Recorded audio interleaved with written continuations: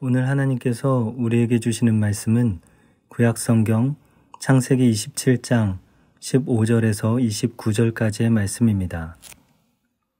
제가 가진 성경으로 구약 37면에 있습니다. 하나님의 말씀을 봉독하겠습니다. 리브가가 집안 자기에게 있는 그의 맏아들 에서의 좋은 의복을 가져다가 그의 작은 아들 야곱에게 입히고 또 염소 새끼의 가죽을 그의 손과 목에 매끈매끈한 곳에 입히고 자기가 만든 별미와 떡을 자기 아들 야곱의 손에 주니 야곱이 아버지에게 나아가서 내 아버지여 하고 부르니 이르되 내가 여기 있노라. 내 아들아 내가 누구냐. 야곱이 아버지에게 대답하되 나는 아버지의 맏아들 에서로소이다. 아버지께서 내게 명하신 대로 내가 하였사오니 원하건대 일어나 앉아서 내가 사냥한 고기를 잡수시고 아버지 마음껏 내게 축복하소서. 이삭이 그의 아들에게 이르되 내 아들아 내가 어떻게 이같이 속히 잡았느냐. 그가 이르되 아버지의 하나님 여호와께서 나로 순조롭게 만나게 하셨음이니이다. 이삭이 야곱에게 이르되 내 아들아 가까이 오라. 내가 과연 내 아들 에서인지 아닌지 내가 너를 만져보려 하노라. 야곱이 그 아버지 이삭에게 가까이 가니 이삭이 만지며 이르되 음성은 야곱의 음성이나 손은 에서의 손이로다 하며 그의 손이 형 에서의 손과 같이 털이 있으므로 분별하지 못하고 축복하였더라. 이삭이 이르되 내가 참 내 아들 에서냐. 그가 대답하되 그러하니이다. 이삭이 이르되 내게로 가져오라. 내 아들이 사냥한 고기를 먹고 내 마음껏 내게 축복하리라.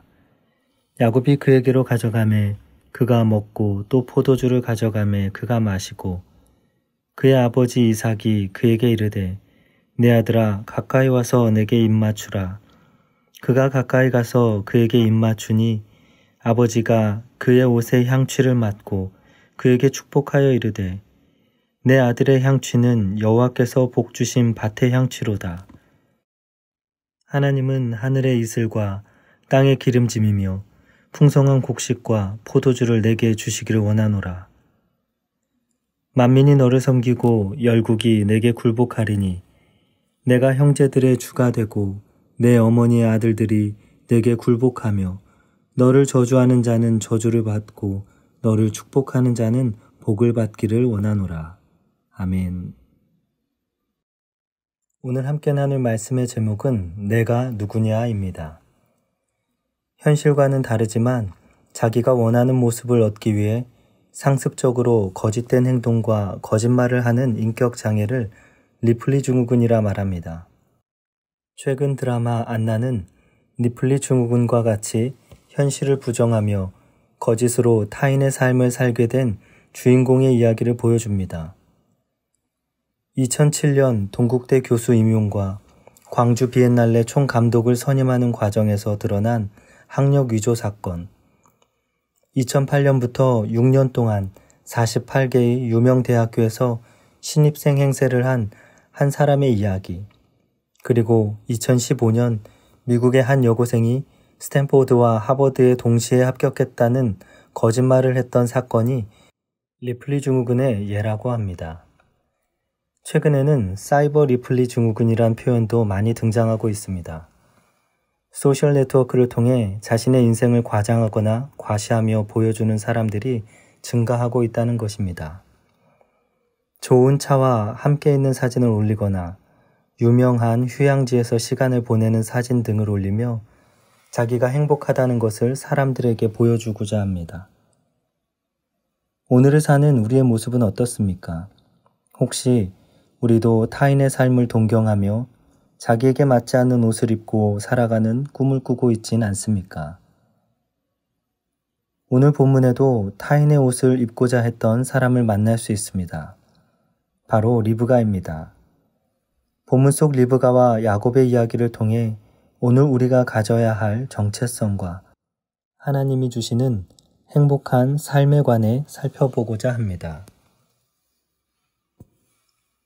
나이가 많아 눈이 어두워진 이삭은 에서를 불렀습니다. 그는 자신을 위해 사냥하여 별미를 만들어 오라고 하였고 그 별미를 먹은 후 마음껏 축복하게 하리라 말했습니다.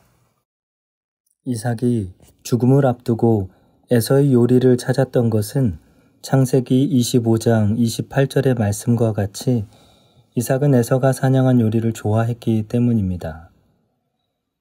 이 소식을 알게 된 리브가는 야곱에게 사실을 알리게 되었습니다.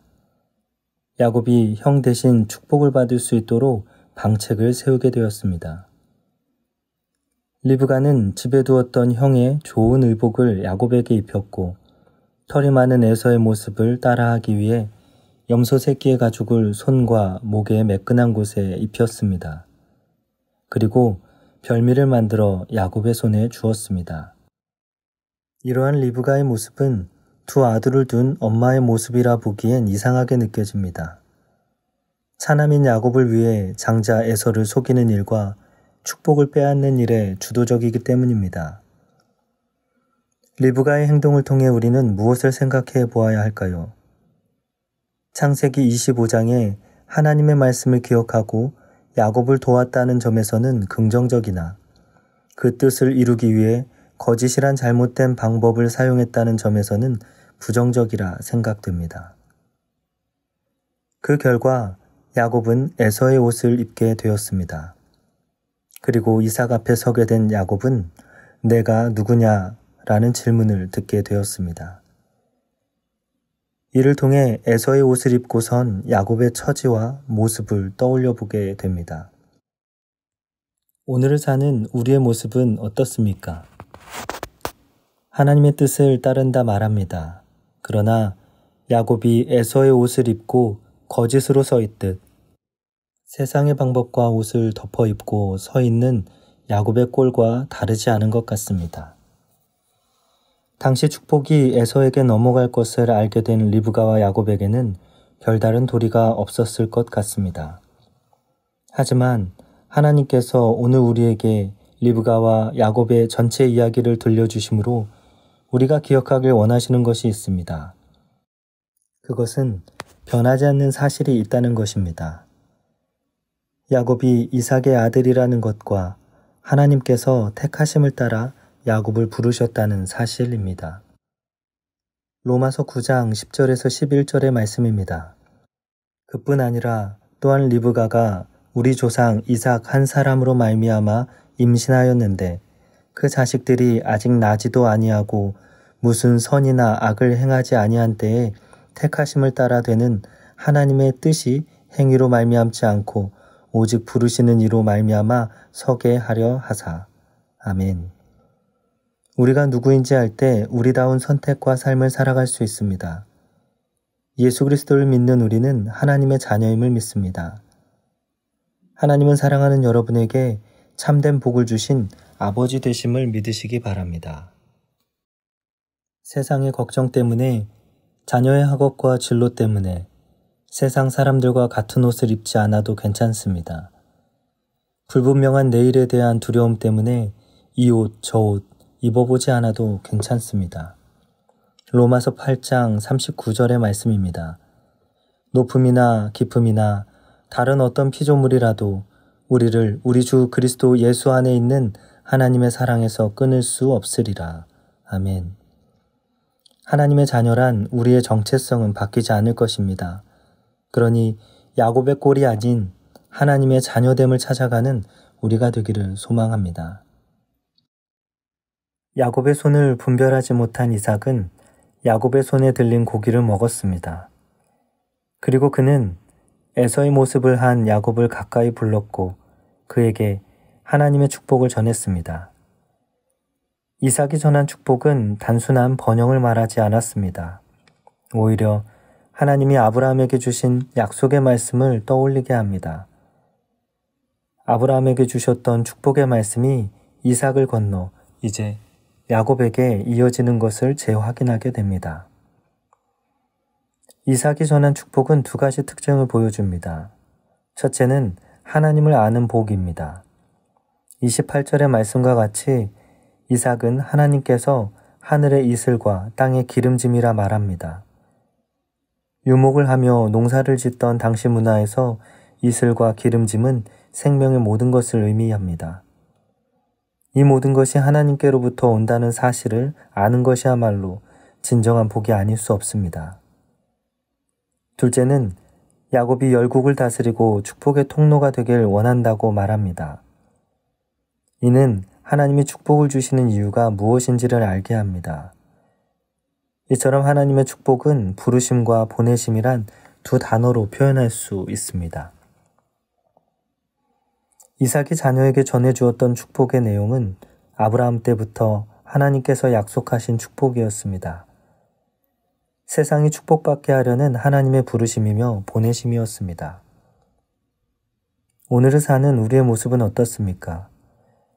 우리가 하나님께 얻고자 하는 복은 무엇입니까? 하나님은 우리를 단순한 일시적, 현세적 풍요와 안위를 위해 부르지 않으셨습니다. 하나님은 세상이 하나님을 아는 축복을 누릴 수 있도록 우리를 부르시고 보내셨습니다. 이러한 사실을 알 때 우리가 얻는 것은 사명이 함께한 복임을 깨닫게 될 줄을 믿습니다. 에베소서 4장 13절의 말씀입니다. 우리가 다 하나님의 아들을 믿는 것과 아는 일에 하나가 되어 온전한 사람을 이루어 그리스도의 장성한 분량이 충만한 데까지 이르리니. 아멘. 하나님은 사랑하는 여러분이 하나님의 자녀로서 합당한 옷을 입으며 그 부르심과 보내심을 따라 살아가길 원하십니다. 파스칼은 하찮은 일도 크고 중요한 일을 하듯 하라 라고 말했습니다. 왜냐하면 우리 안에 일하시고 우리의 삶을 사시는 예수 그리스도가 위대하시기 때문입니다.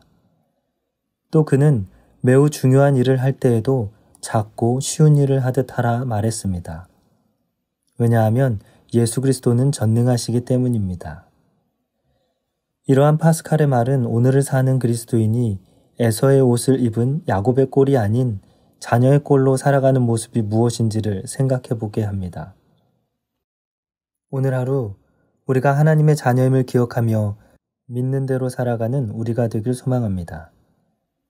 오늘 하루 우리가 받은 복이 세상이 하나님을 보게 하는 은혜임을 기억하며 예수 그리스도를 말하고 전하는 통로로 살아가는 우리가 되기를 소망합니다. 여러분은 누구십니까? 기도하겠습니다. 하나님 아버지 감사합니다. 예수 그리스도를 주로 삼은 그 누구나 하나님의 자녀의 권세를 가지고 있음을 믿습니다. 오늘도 자녀됨을 기억하며 살게 해주셔서 감사드립니다. 하지만 리브가와 같이 자기의 뜻으로 하나님의 뜻을 이루려 하지 않게 하시고 야곱과 같이 거짓으로 에서의 옷을 입은 꼴로 살아가지 않게 하여 주시옵소서. 오직 우리를 부르심은 세상이 하나님을 알게 하는 복을 나누게 하심을 믿습니다. 오늘 우리가 만나는 모든 이들에게 예수 그리스도가 왜 우리의 소망이 되시는지 나누는 하루가 되게 하여 주시옵소서. 예수님의 이름으로 기도합니다.